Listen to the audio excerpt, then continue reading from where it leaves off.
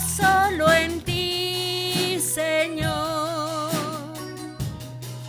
y no mirar atrás.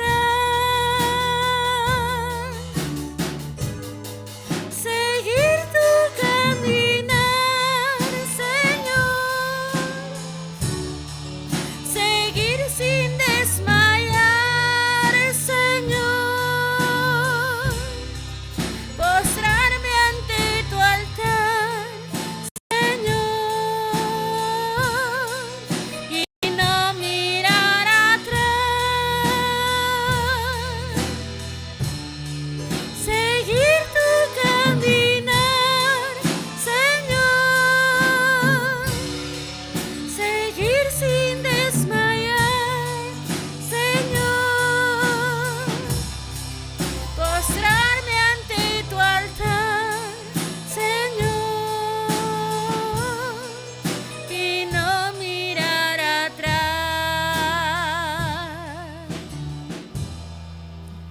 El que habita al abrigo del Altísimo morará bajo la sombra del Omnipotente y descansará.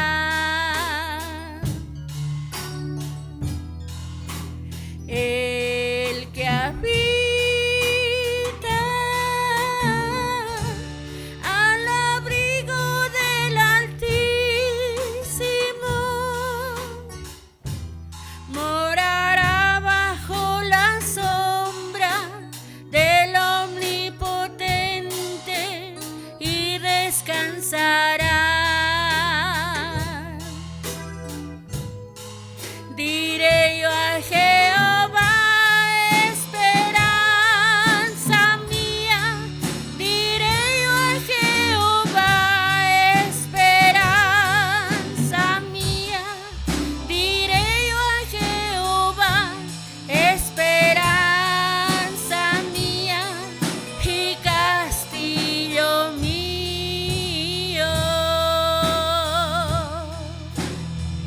Diré yo a Jehová, esperanza mía. Diré yo a Jehová, esperanza mía. Diré yo a Jehová, esperanza mía y castillo mío.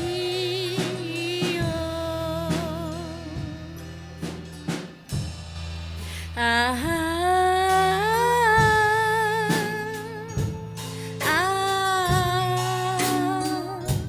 Amén.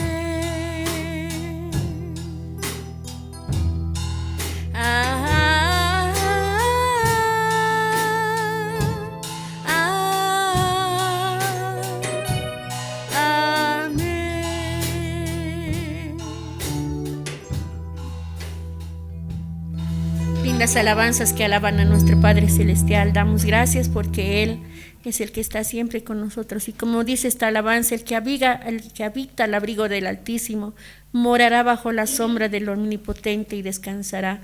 Así somos los hijos de Dios que habitamos bajo su abrigo. Y aunque pase lo que pase, el Señor sabe por qué pasan esas cosas. Y también, así como en la palabra, Él nos da la prueba y también su salida, hermanos. Amén. Voy a entregar a mi hermano Roberto para que él pueda compartir ahora la palabra de Dios. Gloria al Señor. Hermanos, los saludo con la paz del Señor. Gloria a Dios. Todo lo que hacemos es para la gloria y la honra de nuestro Señor Jesús.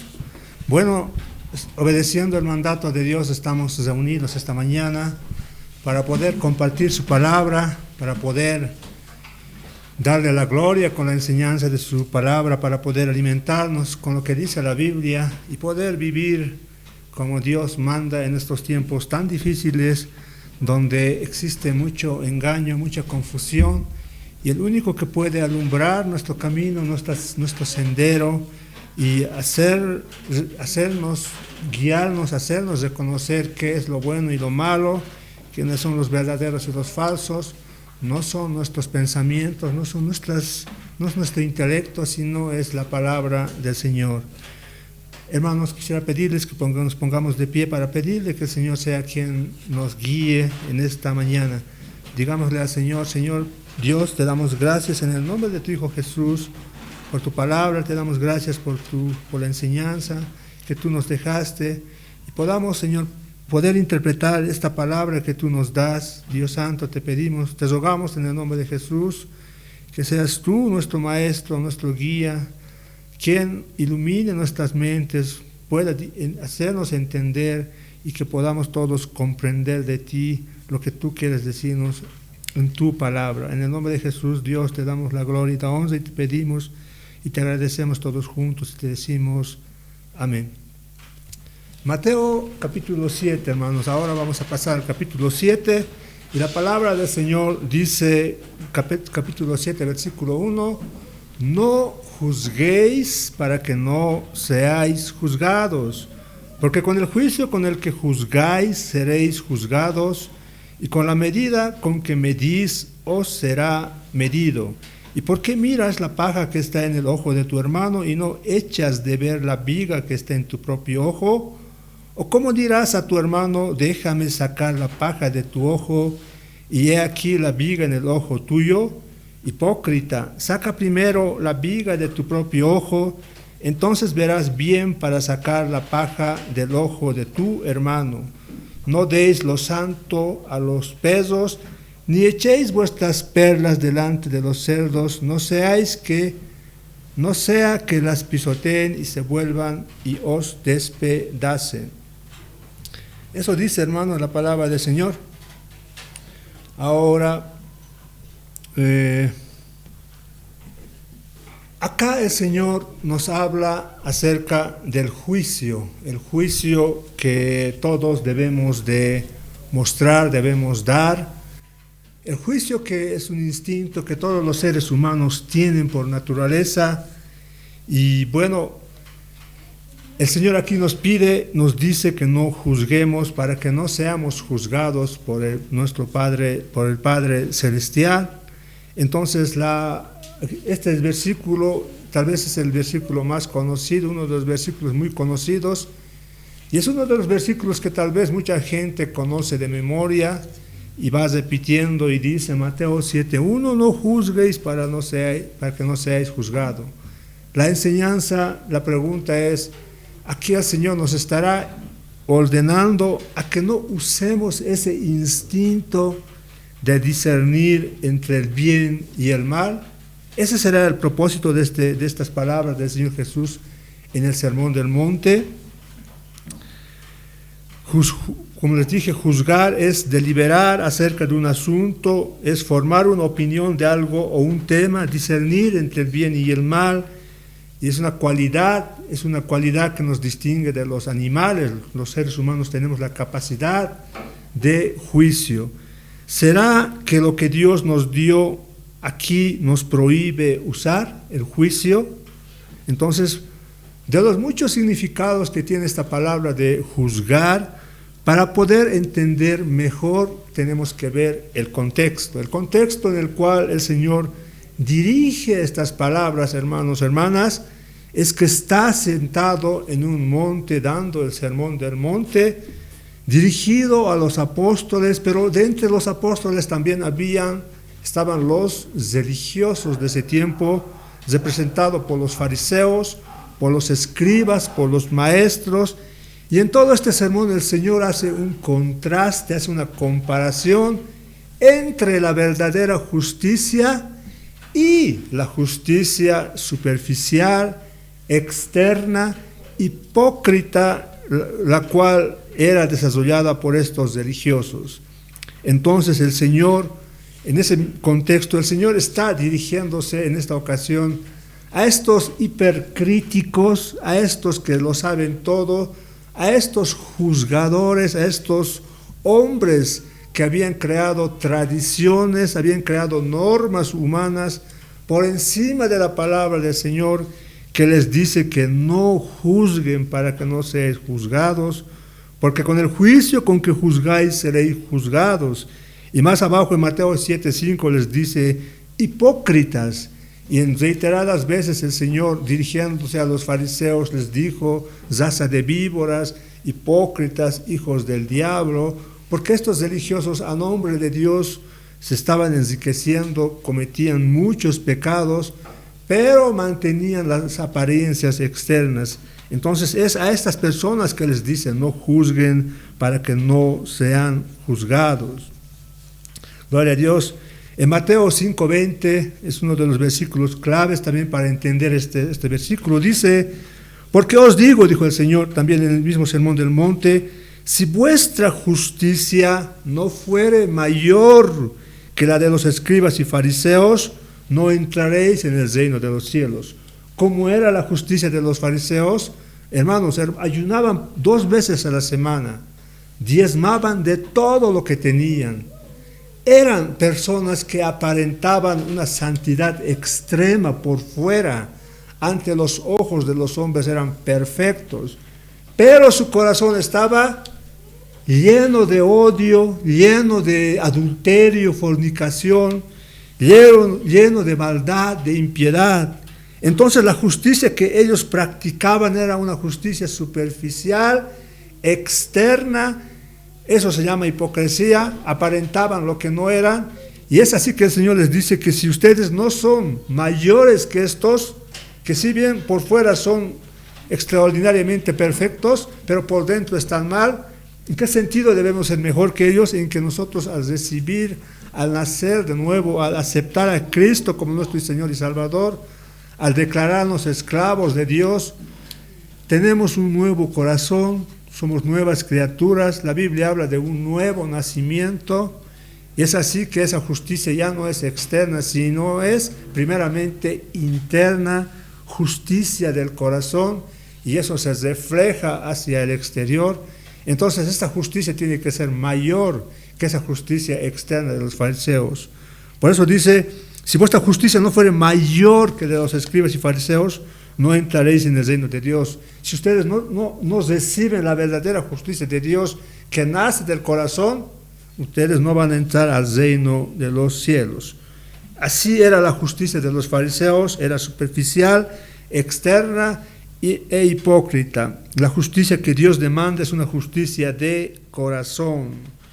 Ahora, cuando un grupo de personas, cuando un individuo o grupo de personas desarrollan sus propias normas, creencias de religión y moral, establecen criterios de qué es lo bueno y lo malo, y hacen a un lado la palabra de Dios, y en base a estas creencias, a estas normas, juzgan a todo el mundo.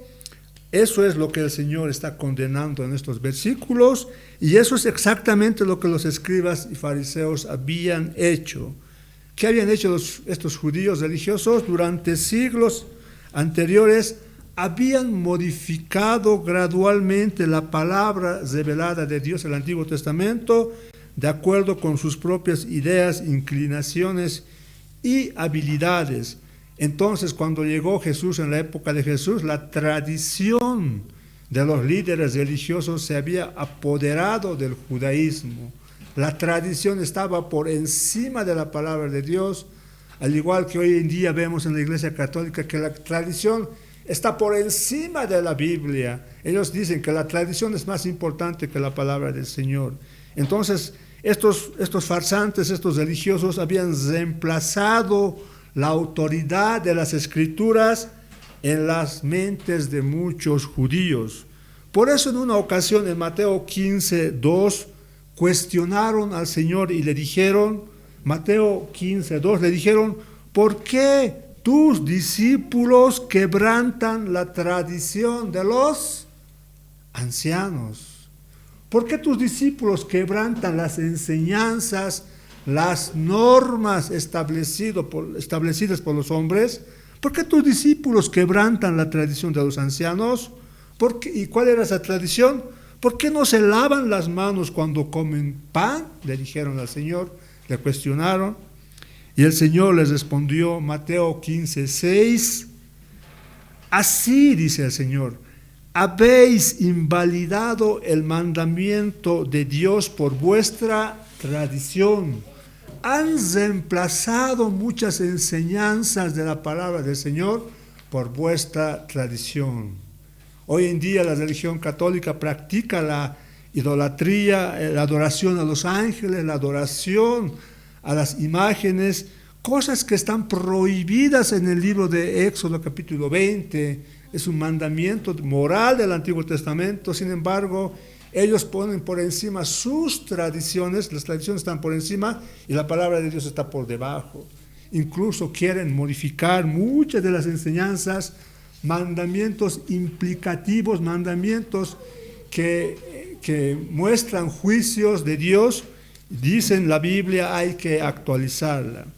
Entonces, de esa manera, cuando los seres humanos, muchas religiones, establecen normas, conductas que están por encima de la Biblia, y en base a esas normas y conductas, esas conductas juzgan a las personas, eso es lo que el Señor está diciendo aquí: no juzguéis para que no seáis juzgados. Se vuelven personas hipercríticas, santuzonas, que toda su enseñanza está en base a las tradiciones, en base a las enseñanzas, hermanos, hermanas.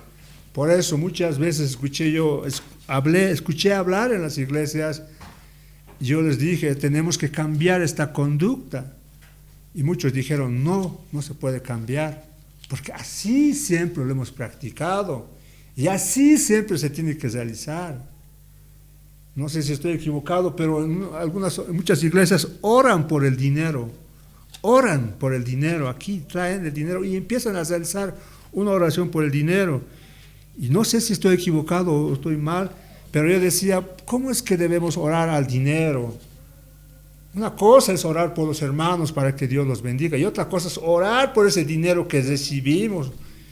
Entonces estamos colocando, sin querer, muchas iglesias, las tradiciones por encima de la palabra de Dios.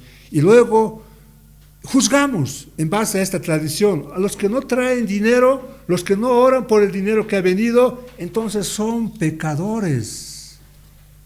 ¿Y en qué momento dice eso la palabra del Señor? Pecado es aquella desobediencia a la palabra de Dios, pero hay tradiciones que se ponen por encima de la palabra de Dios, y cuando ponemos eso nos volvemos personas muy criticonas, hipercríticas, y es a esas personas que el Señor se dirige, les dice, no juzguéis para que no seáis juzgados. Son palabras dirigidas a estos fariseos hipercríticos, superficiales, hipócritas, que también podemos ver hoy en día. Los fariseos, a causa de su propia justicia, se habían vuelto agobiantemente moralistas, estaban llenos de orgullo, despreciaban a todos los que no formaban parte de su sistema de élite, eran despiadados, implacables, crueles, críticos, totalmente carentes de compasión y gracia. Eso era la religión judaica. Y esa es, hermano, la conducta de muchas religiones hoy en día. Hay religiones que te dicen que son la única religión verdadera y todas las demás son falsas. Sin embargo, en sus cultos, en sus reuniones, desde que empiezan hasta que terminan, empiezan a hablar del dinero. Muchos dicen dinero, dinero, aquí todo es dinero. Empiezan a hablar de prosperidades, de sanidades, no hablan de santidad, no hablan de las enseñanzas básicas, doctrinas básicas que todo creyente debe de conocer. Gloria a Dios. No juzguéis, dice, para que no seáis juzgados. La evaluación que hacían a otros, o sea, el juicio de estos fariseos, al igual que todos los demás aspectos de su sistema hipócrita, se basaba en la apariencia, en lo externo y superficial, y eso es lo que el Señor en otros versículos prohíbe. Hermanos, no debemos juzgar, no debemos prejuzgar, no debemos de tener un prejuicio antes de comprobar. Y el Señor en el libro de Juan, capítulo 7, Juan 7, 24, nos dijo, nos ordenó, no juzguéis según las apariencias. Los fariseos juzgaban según lo que veían. No se estaba lavando la mano, estaba quebrantando una tradición de los judíos, por tanto era un pecador. No juzguéis según las apariencias, dice el Señor, sino juzgad con justo juicio. Juzguen, usen ese instinto, esa capacidad que nos diferencia de los animales, pero con justo juicio. Juan 8:15 dice, dirigiéndose, vosotros juzgáis según la carne, según las apariencias, según lo que ven. Yo no juzgo a nadie, dijo el Señor de esa manera. El Señor conoce los corazones de las personas. Gloria a Dios. Entonces los judíos vivían, ¿para qué? Para justificarse ante los ojos de otras personas. Pero Jesús dijo de ellos que el juicio que hacían era totalmente contrario al de Dios, y eso era detestable a los ojos de Dios. Lucas 16:15 dice esto, hermano. Lucas 16:15 dice la palabra de Dios: vosotros sois los que os justificáis a vosotros mismos delante de los hombres, mas Dios conoce vuestros corazones, porque lo que los hombres tienen por sublime delante de Dios, ¿qué es delante de Dios? Es abominación. El Señor ve el corazón más que las apariencias externas. ¿De qué sirve aparentar ser un religioso extraordinariamente 100% activo? Bien, si tu corazón está lleno de orgullo, lleno de vanidad, lleno de falta de amor al prójimo, a Dios, lo que Dios quiere es un corazón transformado que refleje externamente la obra de Dios en nuestras vidas. Entonces estos judíos, estos farsantes, estaban preocupados en qué dirán los demás. ¿Qué va a decir de mí si es que no ayuno 2 días? ¿Qué van a decir de mí si es que no llevo el dinero, el diezmo, delante de todos pongo y suenan trompetas o me alaban? ¿Qué va a hacer de mí si no hago esas costumbres? Estaban más preocupados en cuidar su imagen personal de gran líder, hermanos. Muchas personas también hoy en día vemos esta realidad. No les interesa tanto las almas, la edificación de las personas, sino se preocupan más en mantener su imagen de apóstol, de pastor, de gran líder, hermanos. Si nosotros vamos a tener que predicar y muchos se van a tener que ir porque la palabra de Dios confronta el pecado, hermanos, eso es lo que nos manda la palabra del Señor. Pero no podemos esconder el pecado. Entonces estos farsantes estaban preocupados más por lo que dirán, estaban preocupados más en cuidar su imagen. Ese era su afán diario de cada día. Entonces la representación clásica del juicio con arrogancia moral podemos verla claramente en la parábola del fariseo y el publicano que está en el libro de Lucas capítulo 18:11. ¿Cómo era el estilo de cómo se mostraba la arrogancia de estos fariseos hipócritas? Lucas 18:11 dice: el fariseo puesto en pie oraba consigo mismo de esta manera, dijo: Dios, te doy gracias porque no soy como los otros hombres. Aparte de justificarse ante los hombres, se justificaba ante Dios. Más adelante dice: ayuno 2 veces a la semana, doy diezmos de todo lo que gano. De esa manera, con la mucha palabrería, le estaba diciendo a Dios: yo me merezco el cielo, yo me merezco el cielo. El versículo 3, más el publicano no quería ni aún, dice, levantar o alzar los ojos al cielo, sino que se golpeaba el pecho diciendo: Dios, sé propicio a mi pecador. Y más adelante dice: cualquiera que se enaltece será humillado, y el que se humilla será enaltecido, ¿no? Entonces, en estos versículos vemos cuál era la actitud de arrogancia moral de los fariseos. se autojustificaban todo el tiempo, pero su corazón estaba lleno de orgullo, lleno de odio, lleno de envidia, lleno de vanagloria, lleno de superficie. Eso era por dentro, y por fuera aparentaban ser perfectos. Entonces, una característica, un corolario de justificación propia es condenar a los demás. Cuando estas personas se creen hipersantas, un corazón no cambiado, pero tienen una vida religiosa casi perfecta, se dan el privilegio de juzgar a los demás.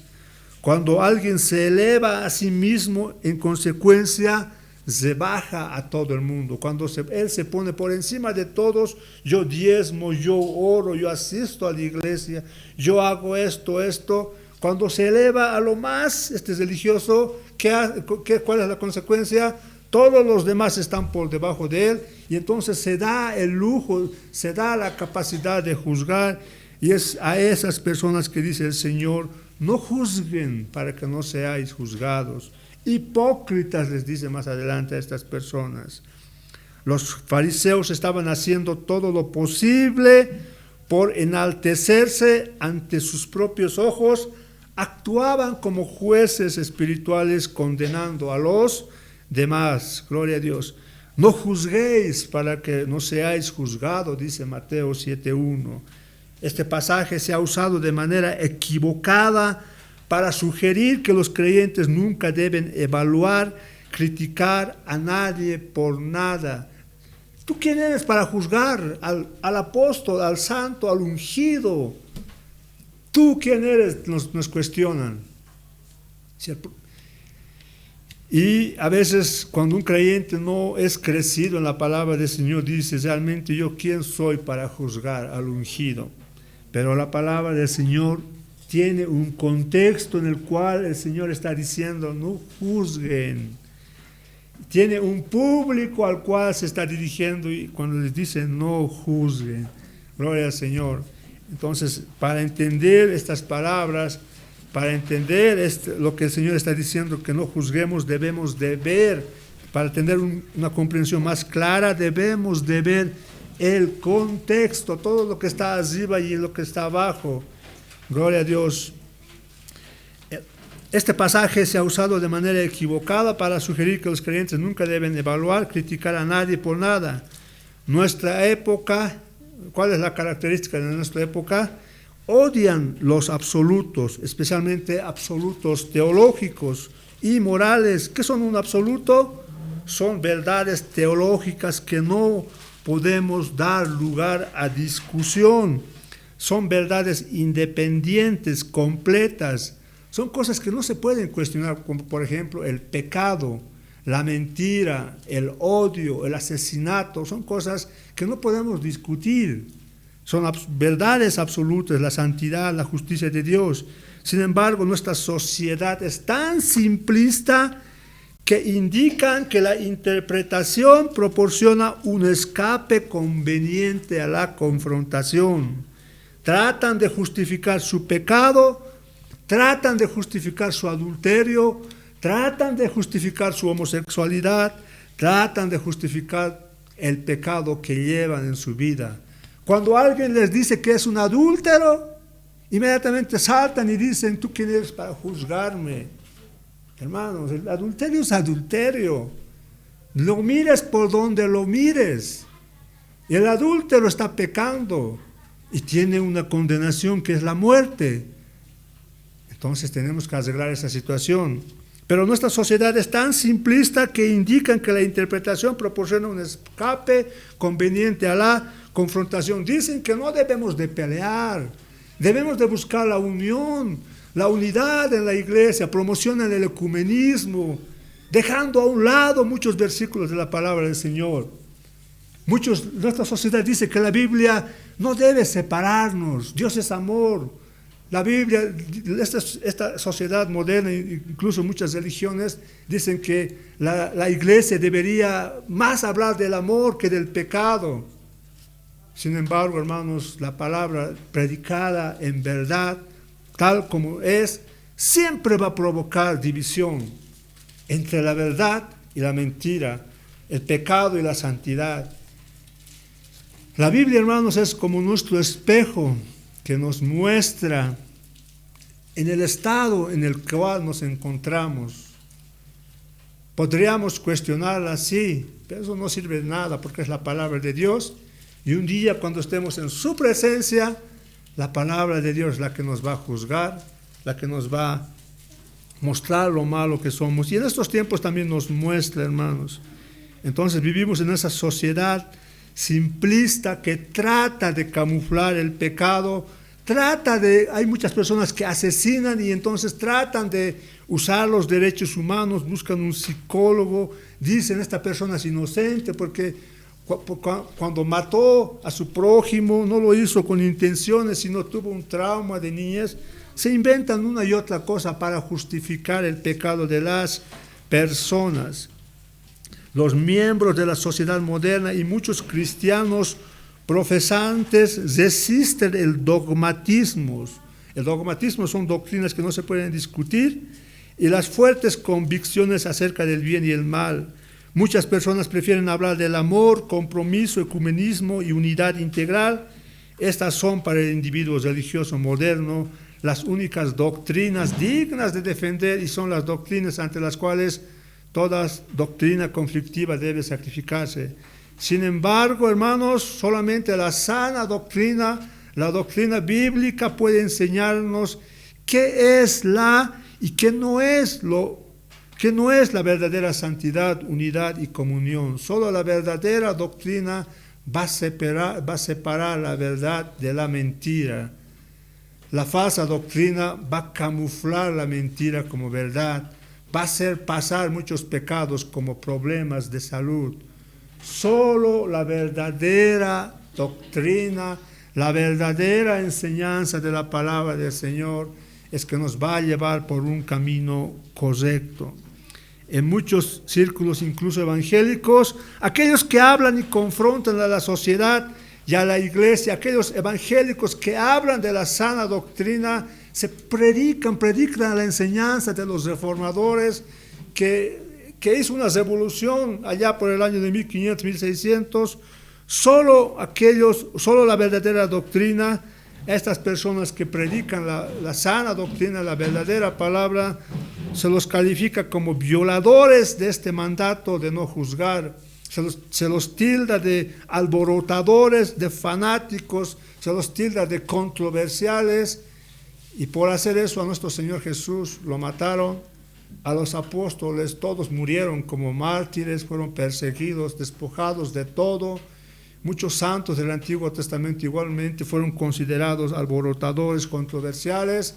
Y hoy en día, si nosotros nos vamos a enseñar tal cual dice la palabra de Dios, nos van a tildar de faltos de amor, faltos de compasión, divisores de la iglesia.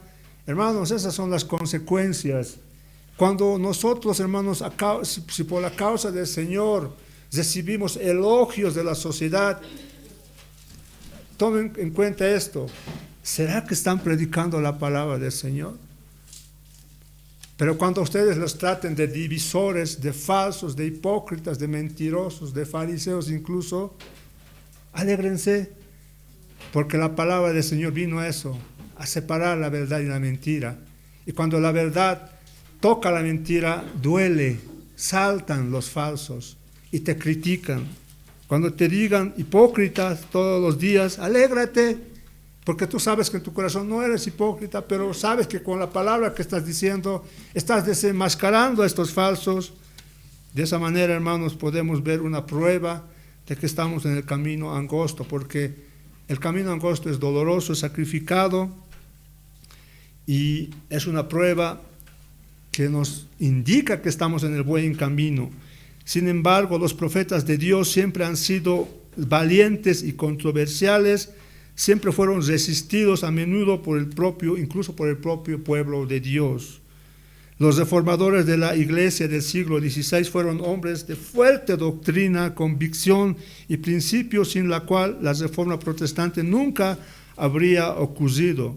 La reforma es necesaria cuando la vida espiritual y moral son bajas. El poder del pecado, sea en un incrédulo o un creyente, se opone a la justicia de Dios y siempre resistirá la verdad y las normas de Dios.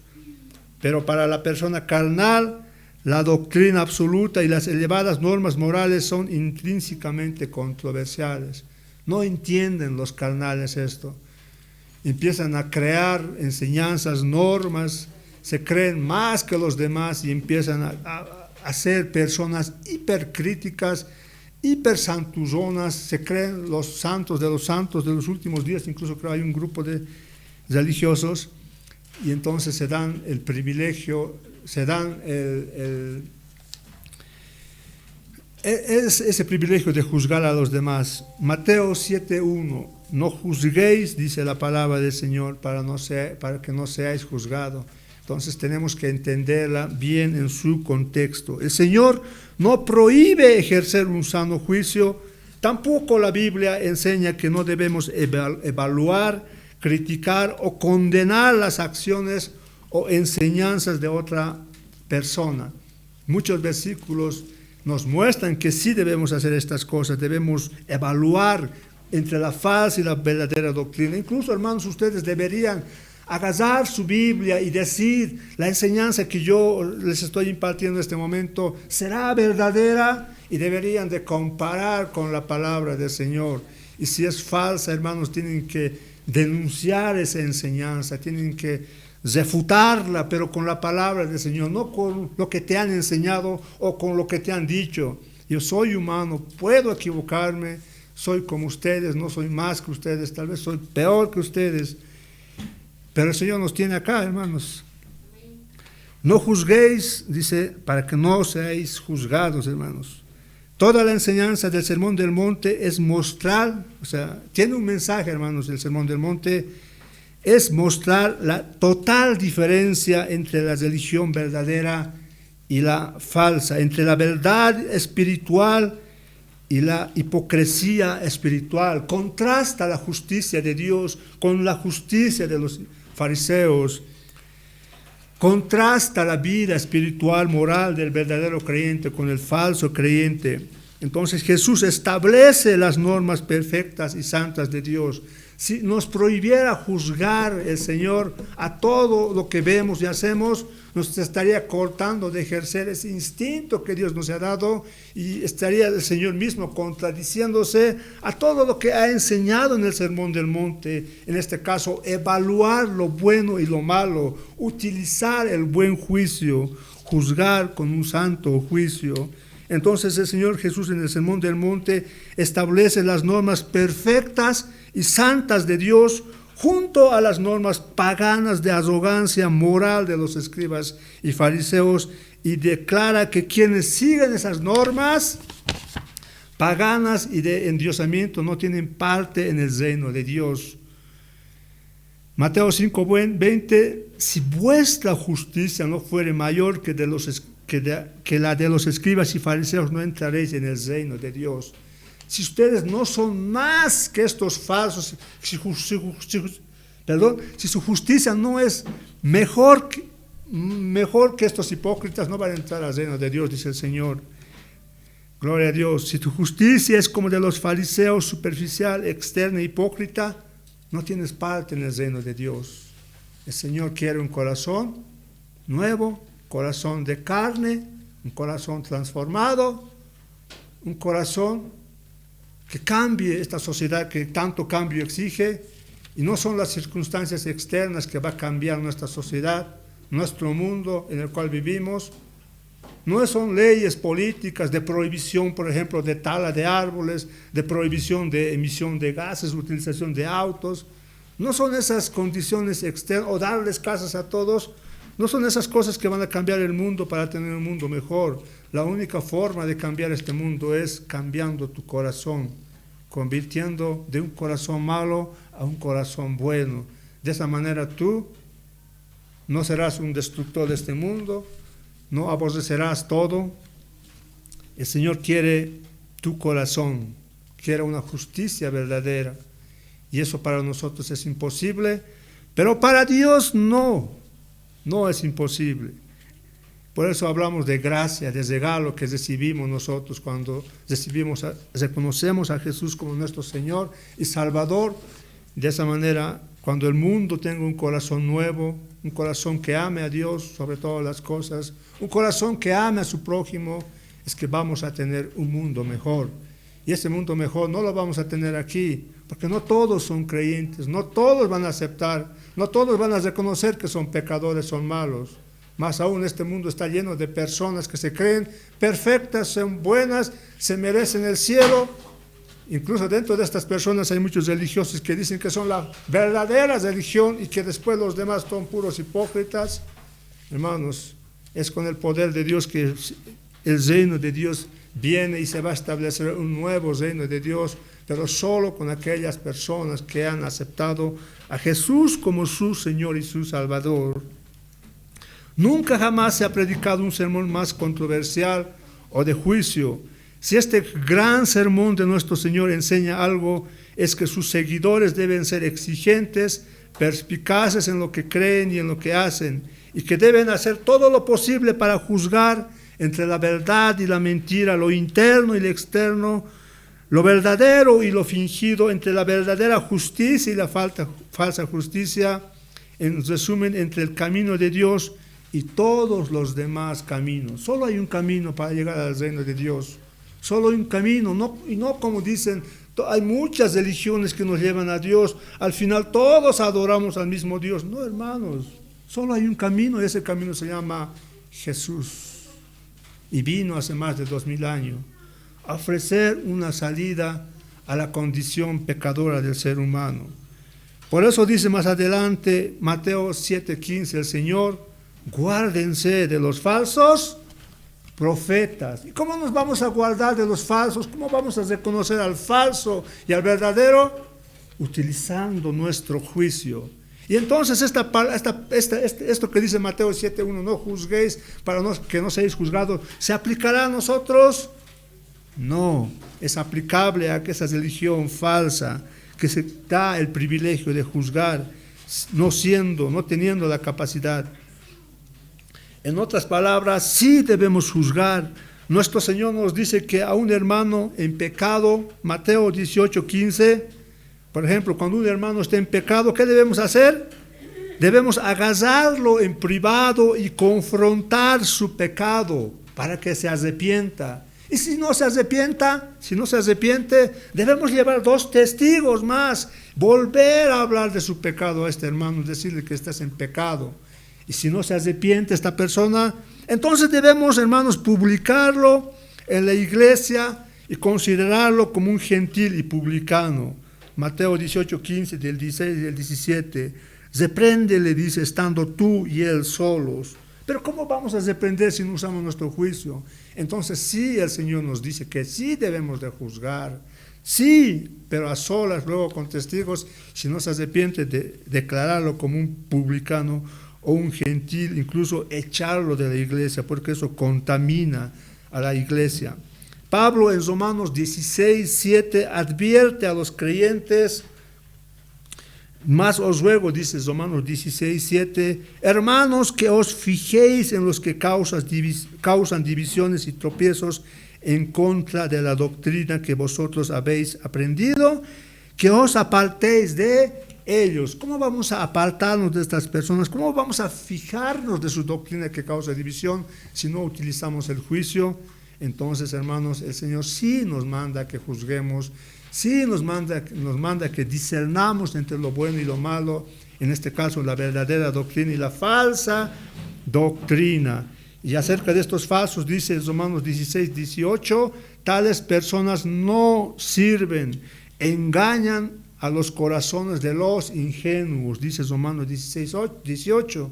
Y hoy en día se han levantado muchas doctrinas, mega iglesias, grandes iglesias, incluso en nuestra propia ciudad, que a nombre de Dios, a nombre del arrebatamiento, empiezan a hablar de Dios, pero estas iglesias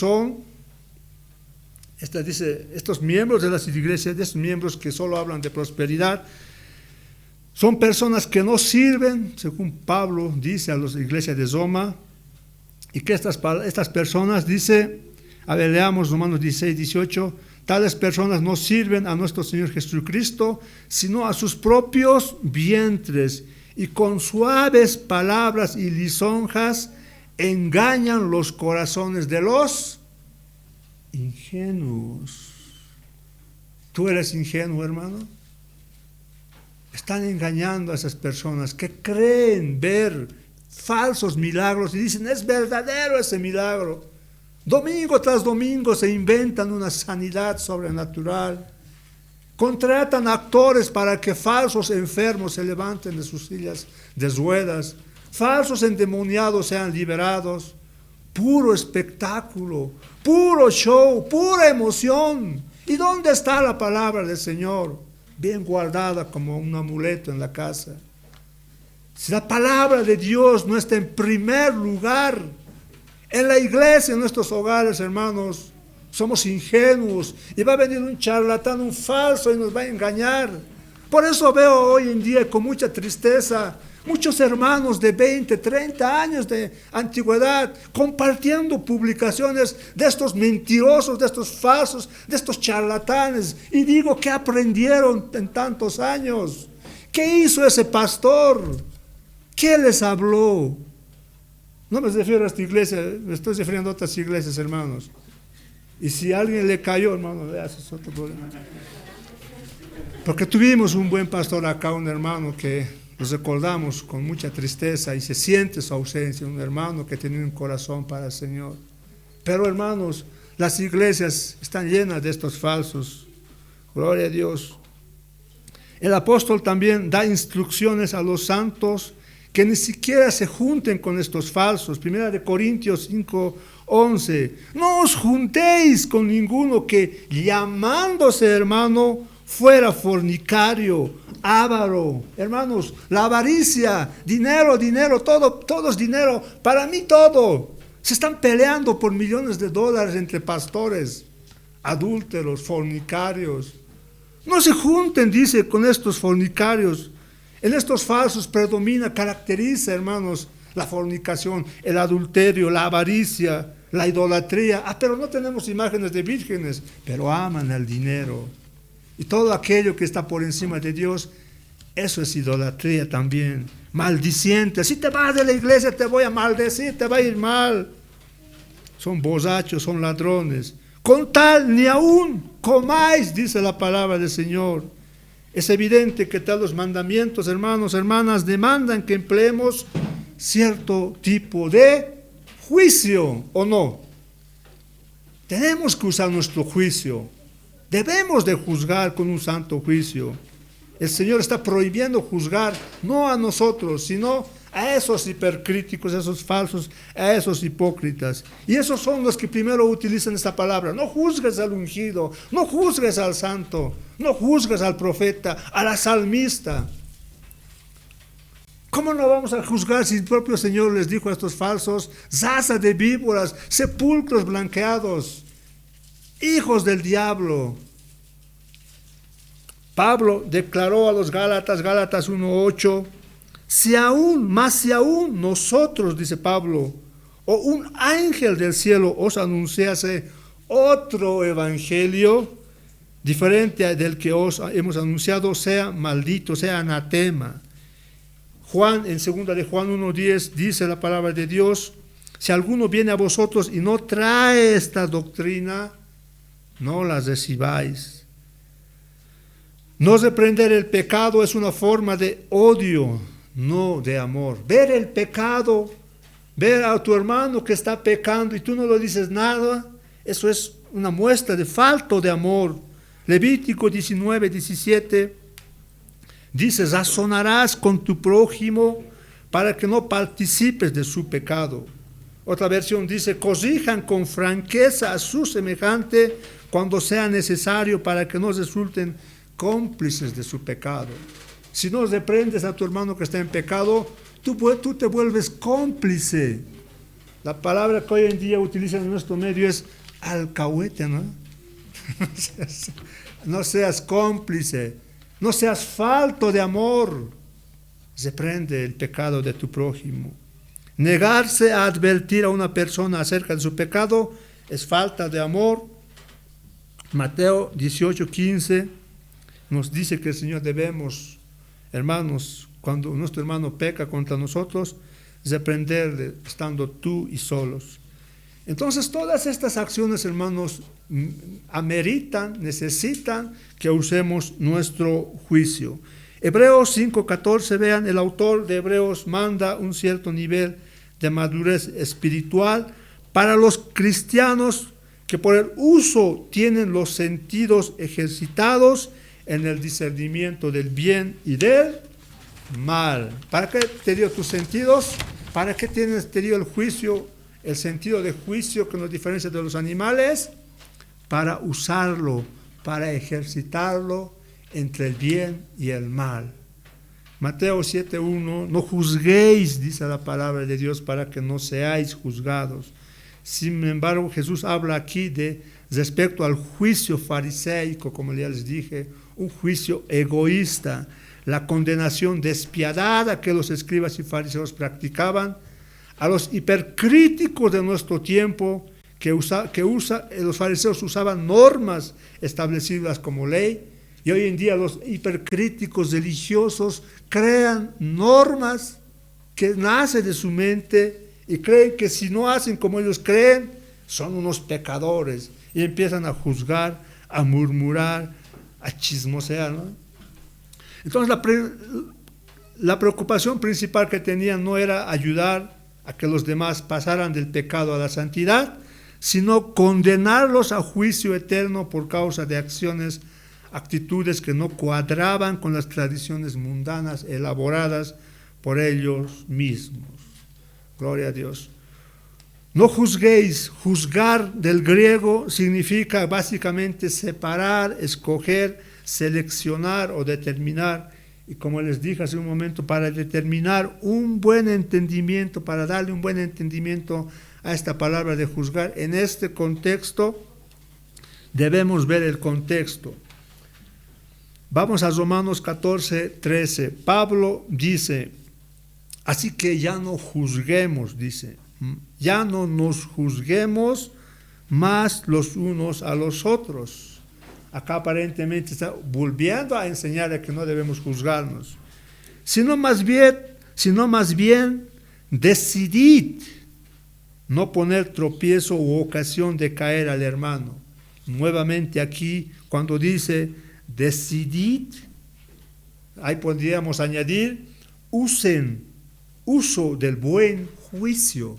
No juzguen, pero usen su buen juicio. No juzguemos más, o sea, no así por cosas superficiales, sino más bien decidid, usen su buen juicio para no poner tropiezo o ocasión de caer al hermano. Gloria a Dios.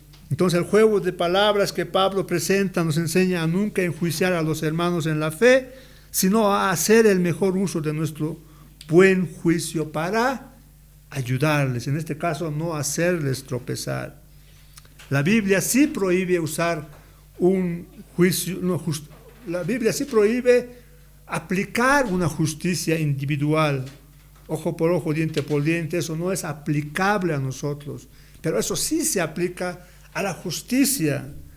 La Biblia sí prohíbe la justicia individual, pero la Biblia establece una justicia nacional, un sistema de justicia, la cual debe aplicar una justicia. En este caso, el ojo por ojo debería ser aplicado en nuestra justicia.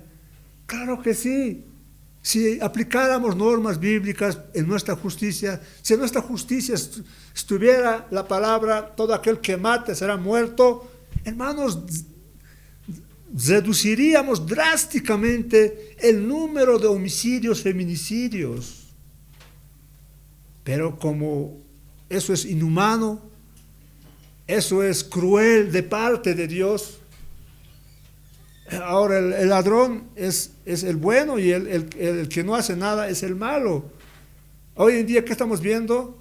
El que denuncia la corrupción está en la cárcel y el corrupto ejerciendo poder. Por eso bien dice la palabra de Dios, la justicia del hombre son como trapos de inmundicia. Cada vez más y más se apartan a las normas de Dios. Y las consecuencias las vamos a ver de aquí a un poco, cuando nadie haga caso a la justicia. Eso se llama caos, anarquía, cuando todos hacen lo que quieren, son sin ley, sin justicia. Entonces debemos usar nuestra justicia, hermanos, debemos usar ese instinto que Dios nos ha dado. Gloria a Dios. El Señor también prohíbe de un modo sistemático los juicios apresurados. O sea, no debemos ver ya nomás lanzar un juicio. Los juicios apresurados que no tienen pleno conocimiento del medio del asunto o de los hechos. Proverbios 18:13 dice la palabra de Dios. Proverbios 18:13, al que responde palabra antes de oír, le es fatuidad y oprobio. Otra versión dice, es una tontería y una vergüenza responder antes de escuchar. Lo que Dios prohíbe sí es un juicio, una justicia individual. Lo que Dios sí prohíbe es realizar juicios apresurados. Incluso vemos ejemplos de cómo Dios aplicó la justicia o usó su juicio.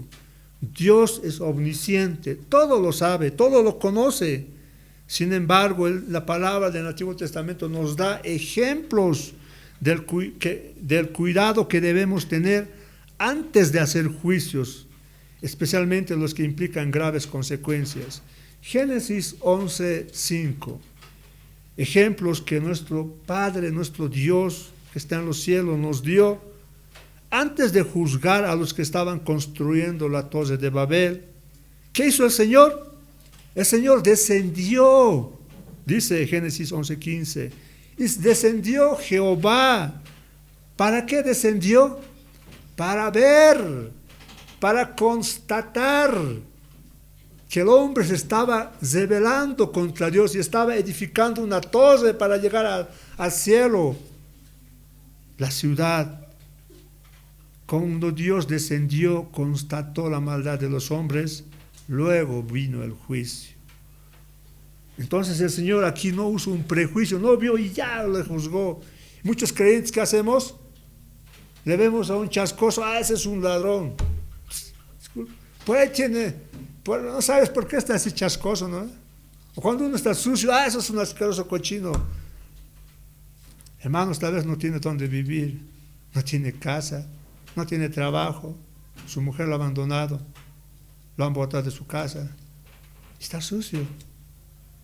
Entonces, eso es lo que Dios prohíbe, juzgar anticipadamente. Génesis 18:21, Dios nos dio ejemplo a que no seamos prejuiciosos. Antes de destruir a Sodoma y Gomorra, ¿qué hizo Dios? Dice Dios, descenderé ahora y veré si han consumado su obra. Pero nosotros nos ponemos, somos más que Dios, somos hipercriticones, hiperjuzgadores. Más adelante dice, con la misma vara con la que mides, serás medido. El Señor descendió, vio la maldad que había en Sodoma y Gomorra, posteriormente vino el juicio. Entonces lo que el Señor también prohíbe es que no debemos hacer juicios apresurados. Lo que Jesús prohíbe aquí es la condenación farisaica, entrometida, apresurada, despiadada, parcializada, injustificada y sobre todo basada en normas humanas y entendimiento humano. Eso es lo que prohíbe. Pero sí debemos usar nuestro buen juicio. Juzguen con un santo juicio. No debemos de prejuzgar. Si hay algo malo que se comete, un delito, dejemos a que la justicia, que si bien no es creyente, pero Dios lo ha establecido, ejerza justicia ante ese mal ocasionado. Gloria al Señor, hermanos. Pongámonos de pie. Espero que hayan entendido estas palabras. Nos tocan varias semanas para seguir compartiendo acerca de esto, del juicio. Gracias te damos, Señor, por tu palabra.